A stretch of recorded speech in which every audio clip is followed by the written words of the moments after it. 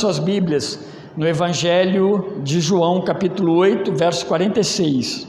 Uma das piores formas de cristianismo, eu sempre uso a expressão cristianismo, e eu não estou falando para quem não é crente. Por quê? Porque a ideia aqui, é claro que vai pegar as pessoas que não são crentes, mas o contexto aqui, a gente vai olhar para um grupo de pessoas que eles estavam cheios de si, e esse é o grande perigo que muitas vezes afasta as pessoas da verdade. Ela já tem Cristo, ela já tem Deus, ela já tem igreja, ela já tem tudo, está tudo resolvido na sua vida. Eu já ouvi muitas pessoas falarem, por exemplo, eu falei de leitura agora, eu já ouvi falarem que nós batistas, por exemplo, nós lemos demais, portanto, nós não temos poderes de espírito. Meus irmãos, não é isso, é justamente o contrário. Justamente o contrário. A falta de leitura e de bom estudo das Escrituras leva a distorções.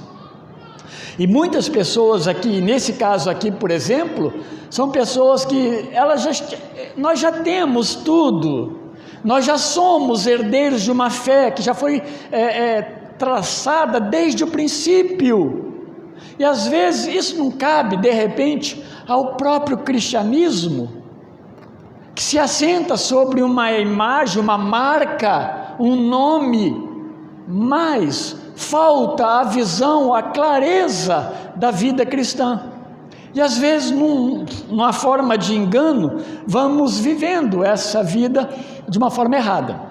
Então é importante que nós olhemos e entendamos o que nós fazemos como cristãos. Esse texto de João 7 até o final do 8, são muitos versículos. Jesus está sendo confrontado, e ele está confrontando também de certa forma, por causa da sua palavra, pessoas assim, que olha, nós já temos o que é de melhor, nós não precisamos nem aprender mais. Quem é você? Ou quem é você que quer me ensinar alguma coisa? Ou talvez não fale, mas demonstre esse tipo de atitude.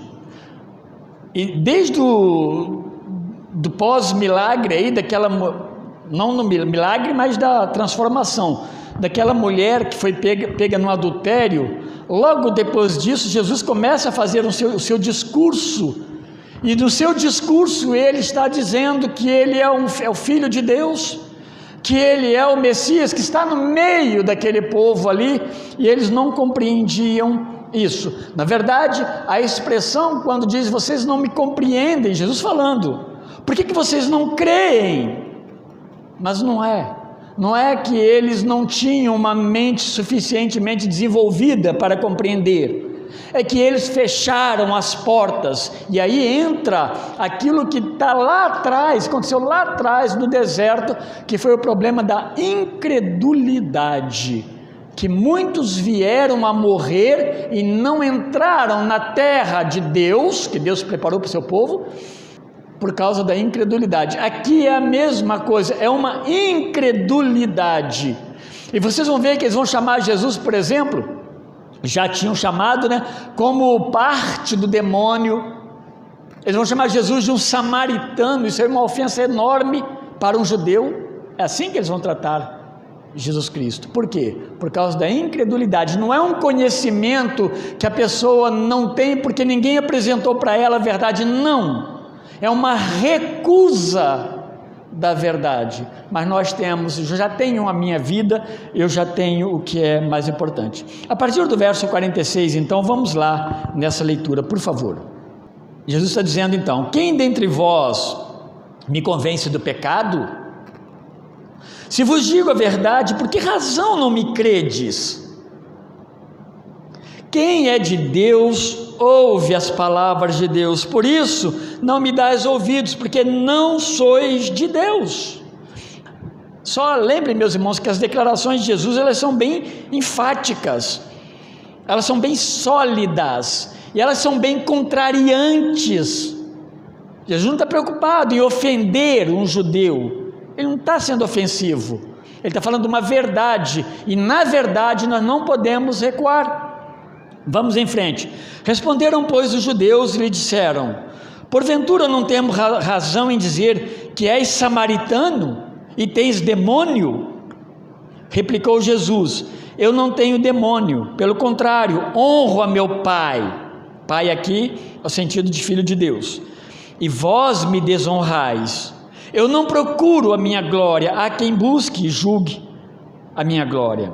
Em verdade vos digo, se alguém guardar a minha palavra, não verá a morte eternamente.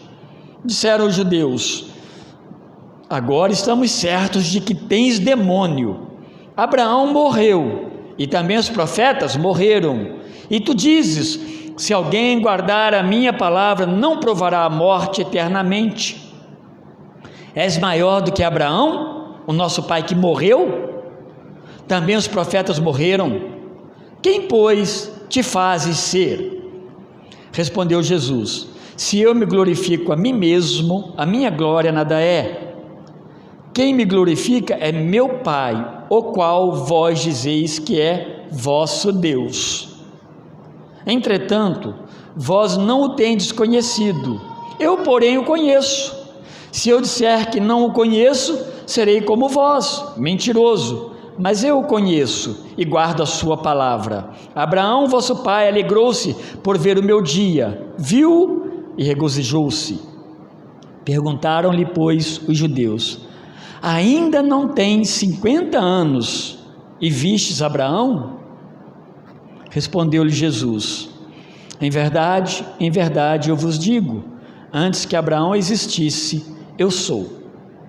Então pegaram em pedras para atirarem nele, mas Jesus se ocultou e saiu do templo. E aí, meus irmãos, por diversas vezes Jesus vai estar tratando dessa condição dele como filho de Deus. Lá desde o capítulo 5 vem travando esse confronto. Depois que ele cura aquele homem de uma forma pública no tanque de Betesda, a coisa ferve para o lado de Jesus. E é interessante que existe um seriado, The Chosen, e vocês vão perceber, meus irmãos, eu estava vendo esses dias, e estava percebendo que como que a gente vendo as imagens, falei, puxa vida, que maravilha aqueles discípulos tiveram quando eles puderam andar com Jesus e presenciaram um homem que chega paralítico e é colocado por 4 pessoas na presença de Jesus. Eles saem dali maravilhados, mas os opositores não. Eles querem encontrar quem é este homem falso. E é de Nazaré. Não tem nada bom em Nazaré. E depois eles veem, antes disso, eles veem o milagre ali da água em vinho. Eles veem o milagre ali do tanque de Betesda. Eles veem os milagres da multiplicação dos pães e peixinhos, a alimentação de uma grande população. Eles veem o milagre da ressurreição de Lázaro. O que mais? Quantos milagres esses homens vieram? Eles ouviram Jesus pessoalmente, e pessoas que ouviram Jesus poucas vezes falaram: que homem sábio! Ninguém fala como este homem fala. E eu fico pensando que coisa maravilhosa deve ter sido todo esse combustível que alimentou aqueles homens para que Jesus, sendo crucificado, Jesus pudesse falar para o Pai que ele cumpriu a ordem, ele obedeceu o Pai, ele foi até a cruz, ele morreu, ficou tudo pronto, consumado, perfeito. A morte de Jesus então não foi o fim. Então, para aqueles que quando crucificam Jesus falaram: derrotamos ele, na verdade, meus irmãos, era uma continuação, porque faz parte do plano de Deus. E a glória de Jesus Cristo é justamente a cruz. Não era outro lugar, e esses homens se fortalecem, e a igreja subsiste. Meus irmãos, estamos estudando vez por outra a história da igreja. Vocês percebem quantas lutas na história da igreja, mas a mensagem de Deus, a mensagem do Evangelho, ela permanece firme, ela não deixa a igreja. Muitos se desviam, muitos vão para lá e para cá, mas a igreja ela permanece. Aqueles que amam a Deus, eles preservam e eles perseveram na boa palavra, porque eles aprenderam de Jesus, e nós aprendemos de Jesus quando nós olhamos para o Evangelho, mas quando se olha para Jesus e não crer nele, quando se olha para Jesus apenas se torna um seguidor de longe, não adianta. Isso não tem sentido no cristianismo, isso não vale, né? Um seguidor, né, de longe, turista. Pegando então do verso 46, se nós pegarmos um pouco antes, semana passada eu preguei sobre isso, a gente vai ver que Jesus termina fazendo, eu fiz pela manhã, tá? Então eu prego de manhã à noite, alguns vão se pegar quem não está nos dois momentos vai pegar só partes, mas eu falei de manhã, terminando falando com que Jesus aponta para aqueles homens e fala, finalmente Jesus vai dizer assim para eles, olha, vocês não são filhos de Deus, vocês são filhos do diabo, e vocês fazem a obra do pai de vocês, que não é Deus. Duas coisas eram bem fortes no que Jesus aponta para eles, porque vocês são homicidas, o diabo é homicida desde o princípio, e eles são homicidas por quê? Porque diversas vezes disseram que eles queriam matar Jesus, e eles matavam em nome da religião. E Jesus falou assim, vocês não se firmam na verdade, eles abandonaram a verdade.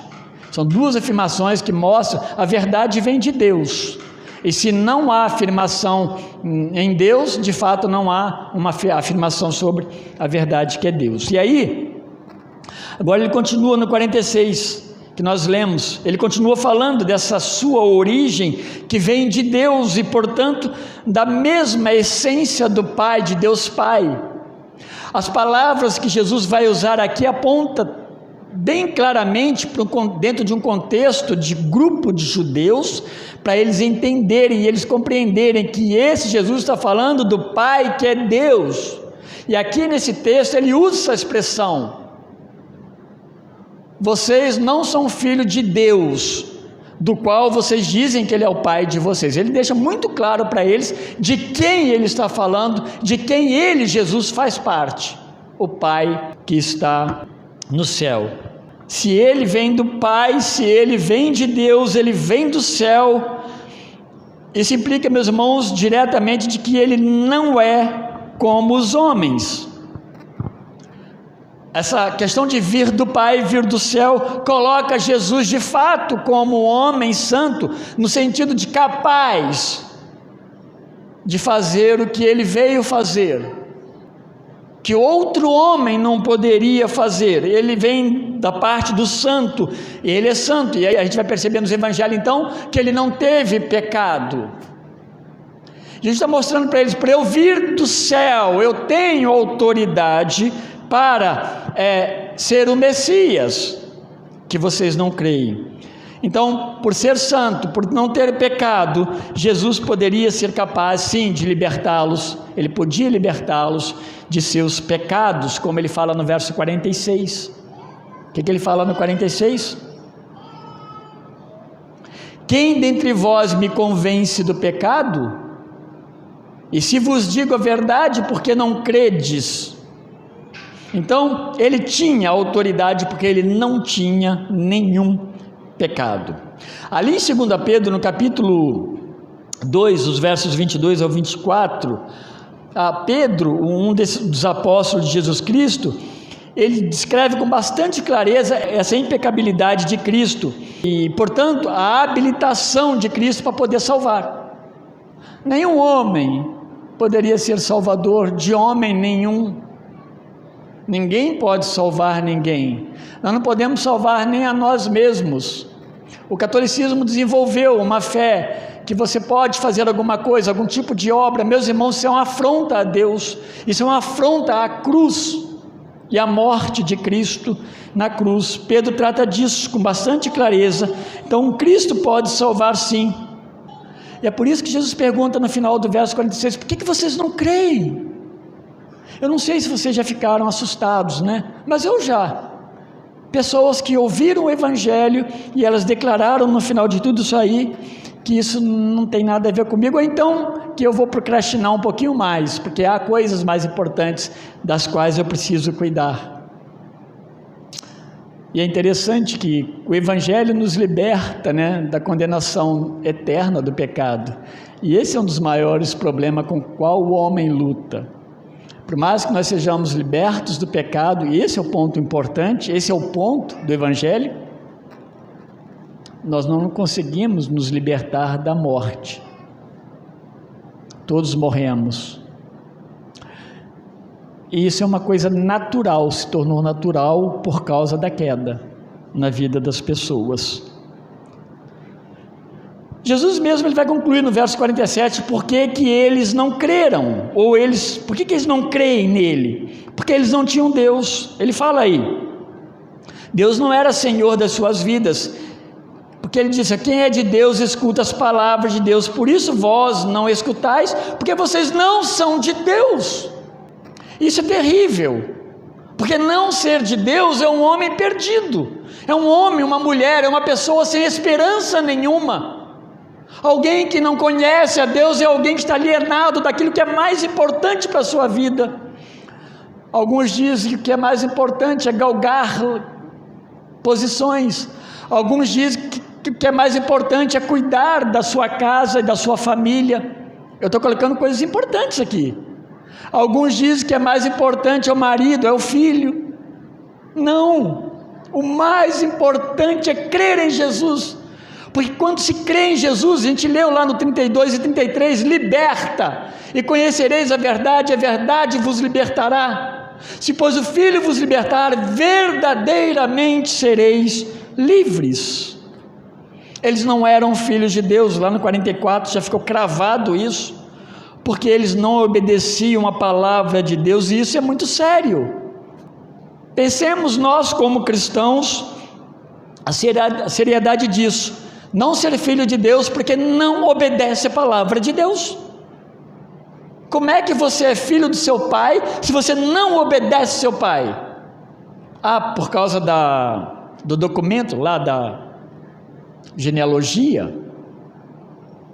Pois bem, um filho obedece seu pai. Claro que estou falando, meus irmãos, em condições normais, né? Que se espera de um pai e que se espera de um filho. E aí eles viviam que uma grande religiosidade e com muita hipocrisia, regada de hipocrisia. Jesus vai combater essa hipocrisia. Mateus registra muito dessa hipocrisia dos judeus, fariseus e doutores da lei, de uma forma geral, os príncipes de Israel. E aí a gente pode trazer, pensando na igreja, né? Aquela igreja, e aí veio à minha mente isso. Então aquela igreja, ela tinha apenas o nome de Cristo.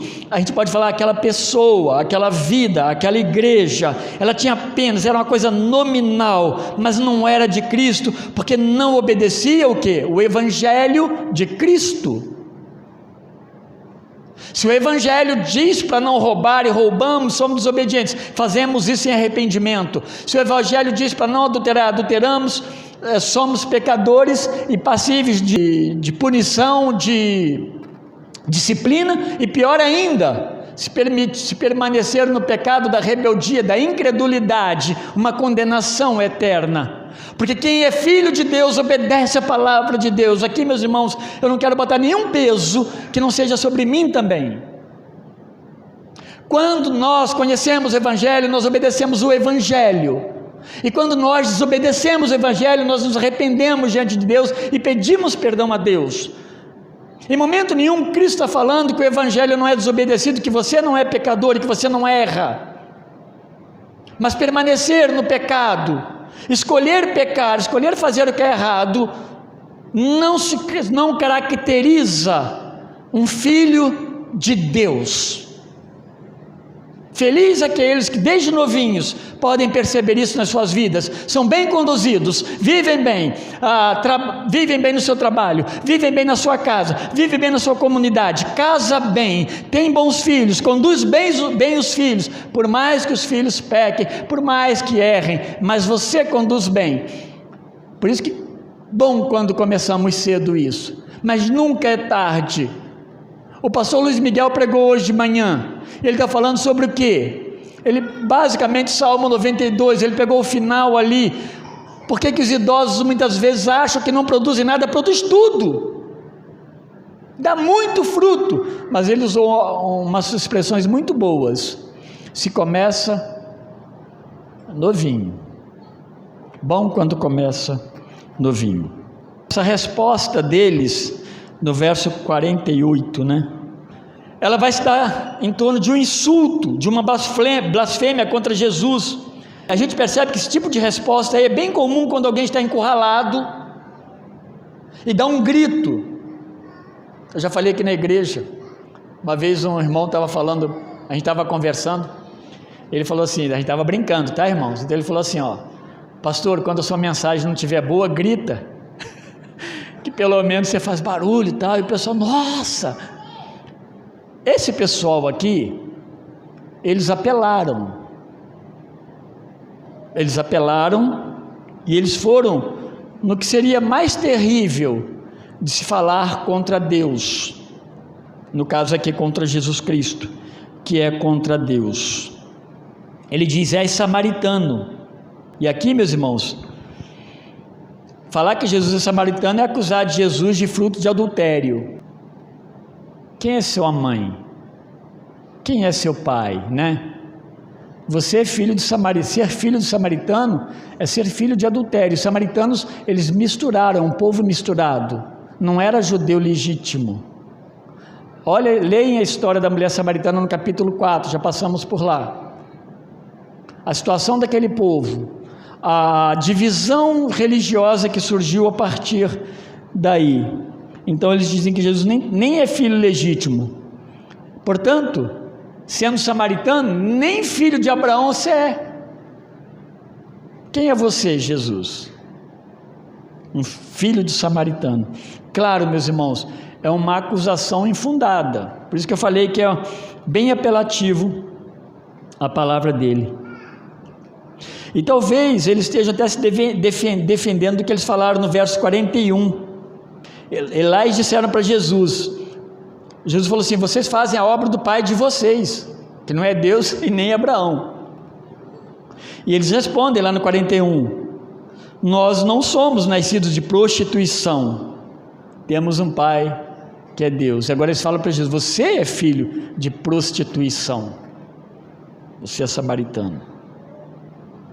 Blasfêmia é atribuir ao demônio as obras operadas pelo poder do Espírito Santo. A gente vê uma passagem boa para explicar isso aí, lá em Mateus, eu só anotei aqui, eu li também o texto, mas não transcrevi, Mateus 12, 24 a 31, lá acontece essa atribuição, quando Jesus faz milagres, fala que ele fez pelo poder de Beelzebu, dos demônios, tá? Então era o que eles estavam falando de Jesus. Na resposta, nos versos 49 e 50, Jesus vai afirmar para eles não estarem endemoninhados. É claro, seria a resposta óbvia. E Jesus fala que ele não está endemoninhado, ele dá dois motivos interessantes nesses versos 49 e 50. Primeiro, ele não estava endemoninhado porque ele estava honrando o Pai que o enviou. Ele continua sereno e tranquilo. Não, eu honro o meu Pai. Eles desonravam a Deus. Eu honro a Deus. Por quê? Vocês estão me dizendo que eu sou filho de samaritano. Eu honro o meu Pai. E a gente vai ver isso no Evangelho todo. Vai ler lá João 17, a oração de Jesus. Pai, eu te glorifiquei. Glorifica-me agora. A glória que ele está pedindo para Deus é qual? A cruz. Completa a obra. Então, ele honra a Deus, e esse é um grande problema no meio dos homens, no meio de pessoas. Honrar pessoas no lugar de Cristo, honrar a si mesmo no lugar de Cristo. Infelizmente, há muitos líderes que são maiores, entre aspas, do que Cristo. Eu vi esses dias uma igreja, alguém mandou alguma coisa, não sei se eu abri também na internet, de uma igreja cantando, um coro cantando. Eu achei muito interessante, que eu fiquei tentando entender, até que eu entendi. Eles tinham uma cobertura em cima do coral, onde o pastor pregava, enorme, era uma igreja grande, parece que de madeira, eu não sei como fizeram aquilo, e aí eu fiquei olhando a imagem, não estava mais preocupado com o couro, mas queria olhar a imagem, o que significa isso? E era justamente uma Bíblia, né, enorme, sobre a cabeça do pregador, e não só sobre a cabeça do pregador, sobre a cabeça de todos que usavam da palavra, que cantavam ali. O significado que nós somos servos de Deus, estamos aqui para servir a Deus, vocês estão aí para servir a Deus. E Jesus vai dizer para ele uma segunda resposta, que ele buscava a glória de quem o enviou. Eu honro quem me mandou e busco a glória dele, e não a minha glória, que era uma coisa muito comum no meio dos judeus. Eles gostavam, lembra quando Jesus os acusou lá no Sermão do Monte? Quando pegar Mateus 22, por exemplo, você vai ver os ais lá, chamando eles de hipócrita, porque eles gostavam de orar em praça pública, eles gostavam de dar a esmola, e quando eles vinham, botavam a esmola no gasofilácio, eles como que faziam uma cena, uma demonstração, uma encenação, para que pudessem ver eles colocando a oferta. Olha lá, aquele ali é um homem de Deus, né? Olha como ele dá a oferta, e nós não podemos nem fazer isso. Essa, meus irmãos, isso é buscar a própria glória. O que nós damos de oferta, meus irmãos, nós fazemos com o coração. O que nós fazemos no reino de Deus, fazemos com o nosso coração. Ninguém precisa saber. Deus sabe. Isso é maravilhoso. Essa é uma compreensão do Evangelho. Isso está mostrando que nós estamos aprendendo o que é Evangelho. Nós não queremos promoção, nós não queremos glória, nós não queremos honra, porque tem um que precisa, que é merecedor disso, e não nós. É nesse ponto que Jesus então faz a sua afirmação bem enfática: amém, amém. Quando ele usa no verso 51, em verdade, quando você lê essas expressões juntas, em verdade, João usa muito, Jesus fazendo algo muito enfático, algo extremamente, tudo é verdadeiro, mas algo que eles não podem, que não há como retrucar. E ele diz lá então, em verdade vos digo, se alguém guardar a minha palavra, nunca verá a morte.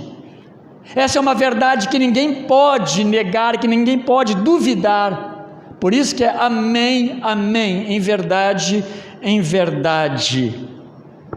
Eles não conseguem, só que eles não conseguem extrair o significado real disso, porque eles fazem uma interpretação literal, né? Eles vão fazer uma interpretação literal. O que é uma interpretação literal? Eles pegaram o finalzinho aqui, nunca verá a morte, e começaram a trabalhar em cima disso aqui. Jesus estava falando outra coisa que você entende e que eu entendo, que quem crê em Jesus não verá a morte. Se eu falar isso aqui, todo mundo vai entender. Não é que vocês não vão morrer, não é que eu não vou morrer, é que nós morreremos, mas seremos ressuscitados, porque Cristo foi o primogênito da ressurreição. Ele ressuscitou. A palavra de Deus diz que nós ressuscitaremos também. Essa questão de literalidade, não entender, é um problema sério. Lá em Mateus capítulo 13, Jesus vai falar dessa impossibilidade de os descrentes judeus, eles entenderem as parábolas devido à insensibilidade de seus corações ao ensino de Deus. Incredulidade, indiferença, insensibilidade, então não consegue aprender, e aí pegam as coisas, jamais consegue associar com as verdades da palavra de Deus. Qual é a mensagem de Jesus? Se alguém guardar a minha palavra, não verá a morte. O sentido aqui é eterno, eternamente.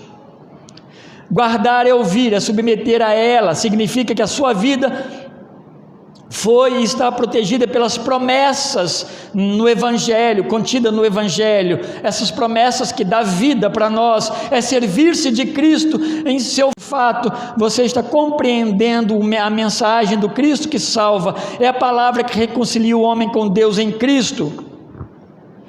Não significa que não morreriam literalmente, mas que se morrendo, todos morrem, passariam da morte para a vida.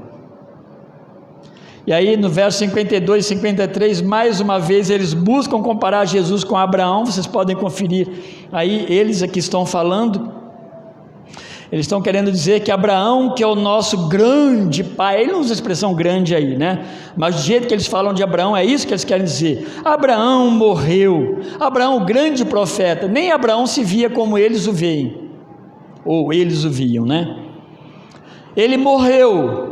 Eles dizem, inclusive os profetas morreram. Vocês sabem disso? Você, Jesus, sabe disso. Todos morreram. E você vai dizer que não morrerá? Quem crer em ti não morrerá? Como pode? O problema é que todos esses homens morreram e ficaram onde? Presos na sepultura, seus corpos. Todos nós morremos, nossos corpos estão presos na sepultura. Mesmo aqueles que viram pó, né? O corpo está ainda aqui. Haverá um dia que será ressurreto e se juntará com o Espírito.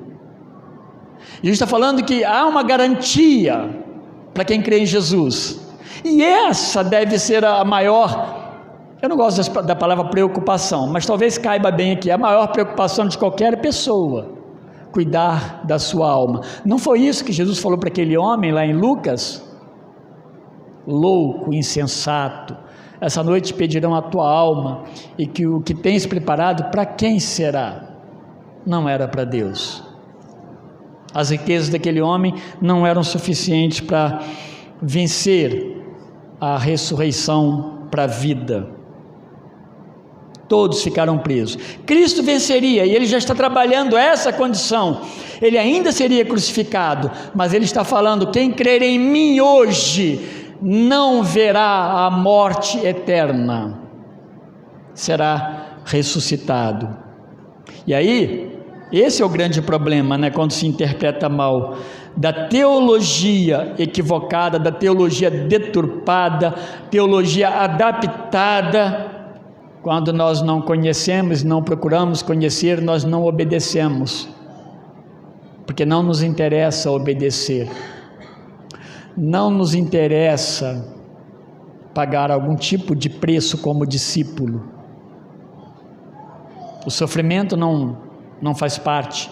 Então vamos achar uma igreja que diga que o sofrimento não faz parte da vida do crente. Isso não é verdade, meus irmãos. Todos os crentes sofrem, todos os crentes morrem, muitos crentes morrem em acidente, muitos crentes morrem de todas as formas. Não estou falando, querendo trazer aqui coisas ruins, mas é uma realidade que nós precisamos entender. Por isso que Deus trabalha a alma. Deus trabalha a alma. O problema de que quando a gente conhece o Evangelho e não o compreende, não o aceita, até por incredulidade e insensibilidade, acaba se valorizando as questões secundárias.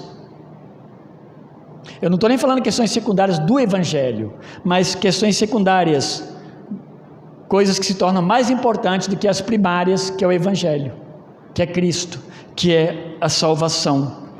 E aí dentro do Evangelho, aí nós podemos pensar também, exalta-se doutrinas terciárias e quaternárias e despreza-se doutrinas primárias. É muito comum. É muito comum por causa de quê? Por causa da não compreensão, do não desejar ouvir. E aquela doutrina quaternária tem mais valor para mim do que a doutrina primária. Por exemplo, Cristo morreu na cruz para me salvar e eu preciso crer. Isso é perigoso. O que se segue até o verso 59, então, são as palavras finais de Jesus. Ele vai estar afirmando que ele não glorifica a si mesmo. Ele está se defendendo diante daqueles homens, não que ele precisasse de defesa, mas note que Jesus está num embate. A gente sempre fala assim, foge dessas conversas, mas aqui não. Esses homens estavam atacando Jesus com acusações, e Jesus sempre mostrando: eu faço parte do Pai. Tanto que lá na frente ele vai usar essa expressão: eu sou o caminho, a verdade e a vida. Então, meus irmãos, é maravilhoso quando Jesus, nós vemos essas afirmações dele, e ele dizendo que ele não glorifica a si mesmo, mas ele glorifica a Deus e é Deus quem o glorificará. E aí é interessante, porque essa glorificação, como eu já antecipei um pouco, ela vai se dar aonde? Ela vai se dar na cruz. E aí, nessa altura, ninguém queria olhar para um Cristo, um Messias na cruz.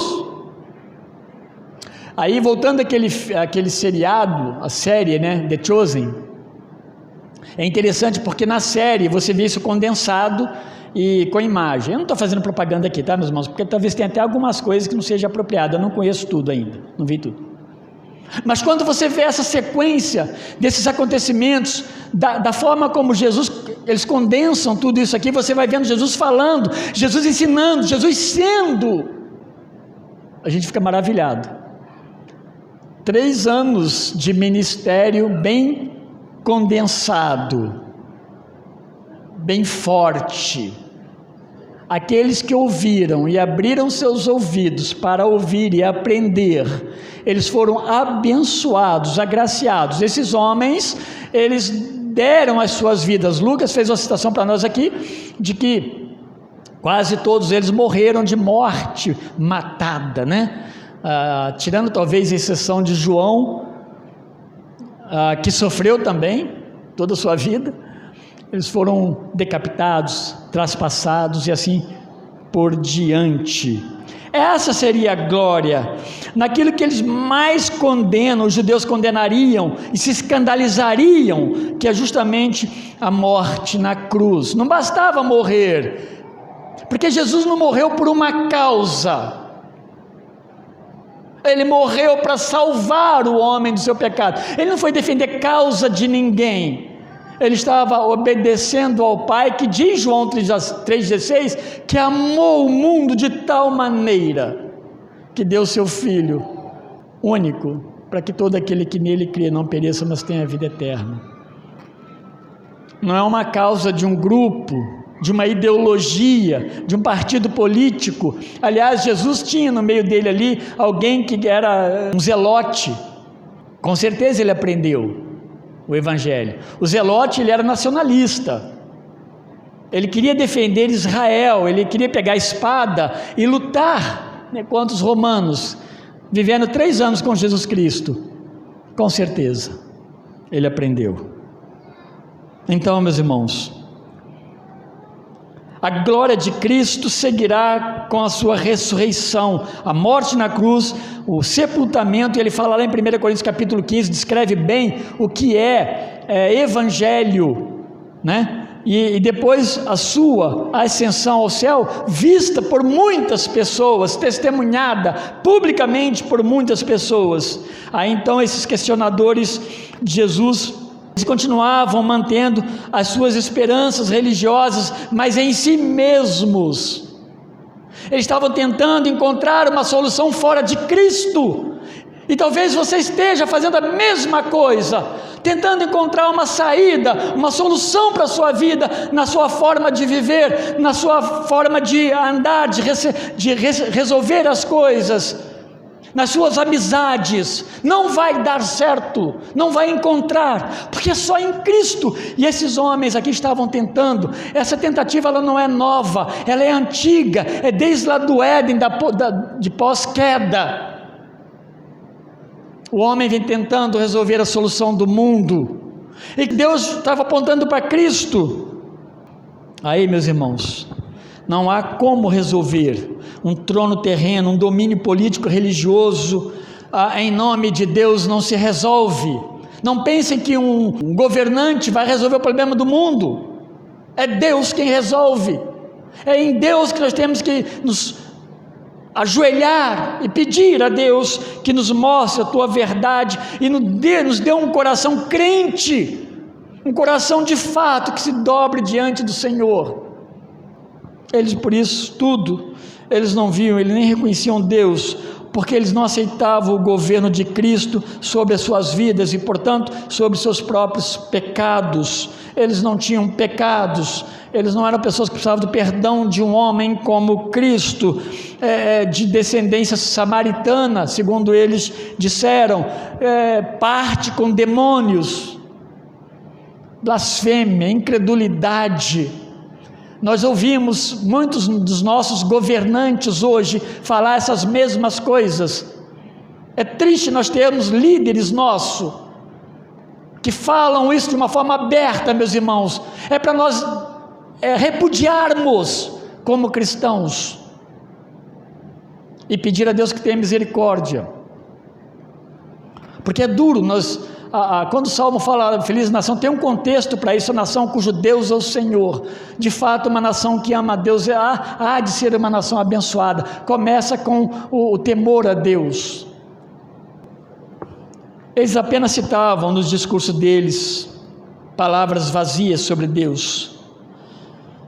Jesus vai falar para eles que Abraão, que tanto eles consideravam, que tanto eles elogiavam, se diziam filhos, Abraão alegrou-se por ver o dia de Jesus. E aí Jesus apontando para eles: olha, vocês são filhos de Abraão. Abraão se alegrou quando ele percebeu e ele viu o meu dia. E como que Abraão, meus irmãos, viu o dia de Deus, o dia de Messias? Abraão, meus irmãos, ele não viu, quando Deus o chama para ser pai de uma grande nação, Abraão, ele vai enxergar a obra de Deus que transcende este mundo. Ele vai enxergar Canaã, que ele estava indo e conduziria o povo para lá, 400 anos depois. Mas ele via Canaã celestial, e Hebreus deixa isso muito claro. Abraão, o homem da fé que foi justificado, e o termo justificação vai acontecer plenamente em Cristo, o ato da justificação. Abraão foi justificado por sua fé em Deus. Ele enxergou o Messias. Ele não viu apenas aquilo que Deus falou para ele de promessas físicas. Percebe a literalidade? Ele enxergou além da literalidade. Ele não ficou preso a cidades construídas por mãos humanas, Hebreus fala isso, mas ele viu a cidade, a Jerusalém celestial. Por isso que Jesus está falando aqui, que Abraão viu o meu dia, Abraão me enxergou. E Abraão confessou no coração dele, com certeza, a sua fé no Messias, e Deus percebeu o coração de Abraão. E Jesus vai jogar a última pá de cal em cima desses homens, mortos espiritualmente, dizendo que ele existia antes de Abraão existir. Acabou. Agora, você está falando que nem 50 anos você tem, e que você é mais velho que Abraão. E aí nós sabemos que a gente está falando. Jesus é pré-existente, Ele é eterno, Ele criou as coisas que são criadas, a Bíblia diz. Ele é o detentor da manutenção do universo. Colossenses fala isso. Ele está falando, estão falando de Abraão, vocês insistem em falar de Abraão, eu sou antes de Abraão. E ele termina com a expressão maravilhosa, ele diz assim: em verdade vos digo que antes que Abraão existisse, eu sou. Essa expressão, muitos estudiosos, eles nem gostam de usá-la como sendo uma referência a Deus em todos os textos de João, porque é João que usa mais. Mas todos eles, praticamente, quando chegam nesse texto aqui, eles dizem assim: somos obrigados a nos curvar na verdade de ser uma referência a Deus. Eu sou Deus, a sua divindade. Ou seja, aqueles homens estavam lutando contra Deus. Aqueles homens estavam sendo irreverentes com Deus. João escreve bem no começo: no princípio era o verbo estava com Deus, o verbo era Deus. No verso 3 ele vai falar que todas as coisas foram feitas por meio dele, e sem ele nada que foi feito se fez. É isso, meus irmãos, que Jesus está falando aqui. E é por isso que eu comecei dizendo sobre por que as pessoas sustentam uma incredulidade. E por que muitas vezes a incredulidade ela penetra no seio evangélico? E às vezes ela fica disfarçada de um serviço ou uma adoração incompleta, que não permite que se abra para ouvir a verdade e a verdade possa libertar de fato.